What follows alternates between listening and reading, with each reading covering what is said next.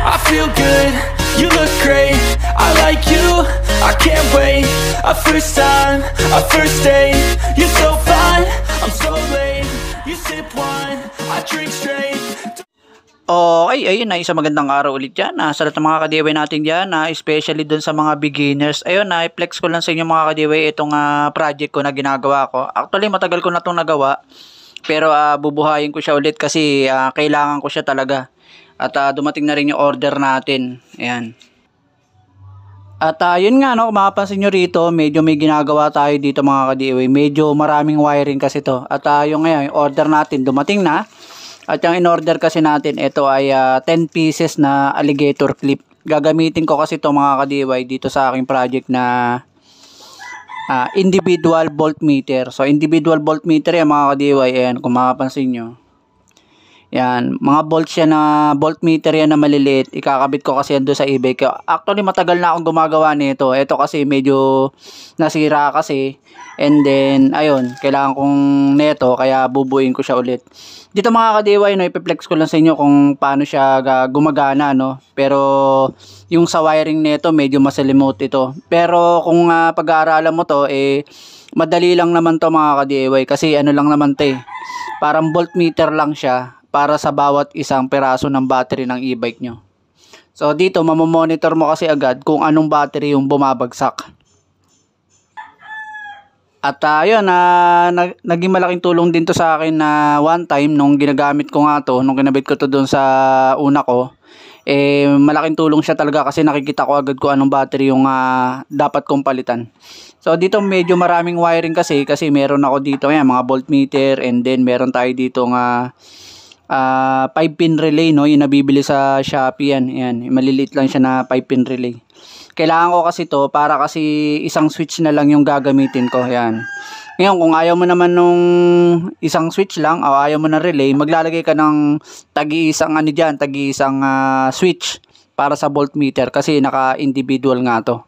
Pero gusto ko kasi isang switch na lang para lahat gagana siya. Kaya kailangan ko nitong tinatawag nating 5-pin relay.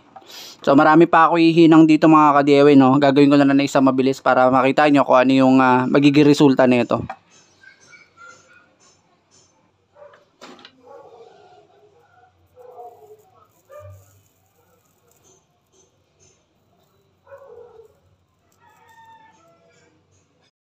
At yan, natapos na nga natin mga ka-DIY sa mabilisan lang, no. Ganito kasi magiging itsura niyan, individual voltmeter. Yan.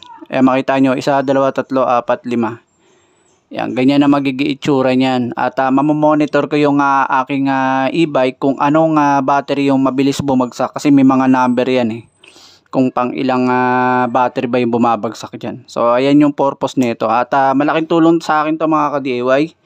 At kakabit ko na lang isang mabilis doon sa e-bike ko. Lalagyan ko muna ng alligator clip. Yung kanyang mga wiring para i-clip ko na lang doon sa battery. At yan, okay, natapos na rin natin na isang mabilisan lang, flex ko lang sa inyo. Siguro next time na lang kapag gawa natin to ng tinatawag nating wiring diagram. So ngayon, pakita ko lang sa inyo, flex ko lang sa inyo. Ito na yung natapos na natin, yan na yung kanyang finished product, no. Ito lang yung kanyang wire, yan. Halos 6. Okay, yung alligator clip. Tapos, nandito lang siya nakalagay, yan. And then, ito na kakabit na natin. Ito kasi kinakailangan na ito ng supply na 12 volts. So, meron tayo ditong converter. Yan. So, susupply natin ng 12 volts yan. At yan, nakabit na natin. Ay, kakabit na ngayon natin tong ating individual voltmeter. I-clip na natin isa-isa dito sa battery. At yan. So, ninumberan ko naman siya. May 1, 2, 3 naman siya. O yung una dito. Yung una, number 1, dito sa unang positive yan. Yan. Tapos, number 2. Yan. Sunod-sunod lang naman yan. Dito naman sa ikalawang positive. Ikatlong positive sa number 3. Number 4. At number 5. Number 5 dito. Pagkatapos, meron dito yung huling-huli, yung negative, doon naman sa pinakadulo dito. Sa dulong negative. Ayan, ganyan lang halos yung kalalabasan niya mga ka-DIY, no.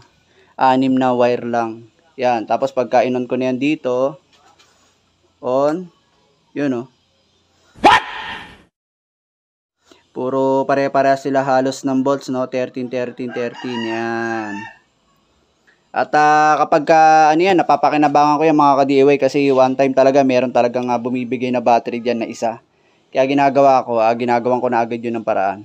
At yun, plinex ko lang sa inyo mga ka-DIY, yung ating individual voltmeter. At kung gusto yung gayahin yan, pwede naman.